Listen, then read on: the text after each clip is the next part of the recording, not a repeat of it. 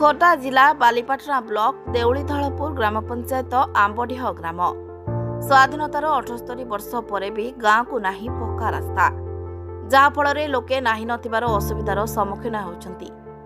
राजधानी उपकंठ बालीपाटना ब्लॉक अधीन देउलीधलपुर ग्राम पंचायत आंबडीह ग्रामर कथा।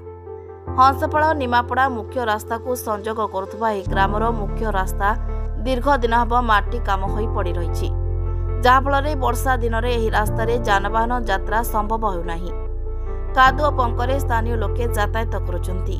वर्षा दिन में आंबुलांस यह बाट दे जाई न परिबारु लोके रोगी को भाड़ा करी मध्य नेउथिबार देखिबाकु मिलिछि।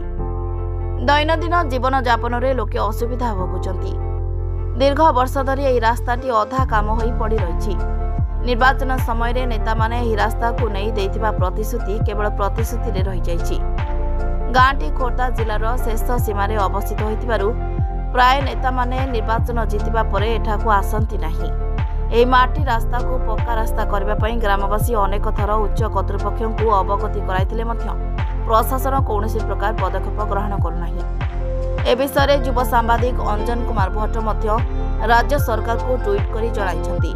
वर्ष वर्ष धरी लोके एही असुविधार शिकार होइछंती। स्थानीय लोकंकर दाबी एही कादुओ रास्ता को पक्का रास्ता रे परिणत कले सेमाने उपकृत हेबे। खोर्धारू लक्ष्मीनारायण महापात्र रिपोर्ट मंथन लाइव।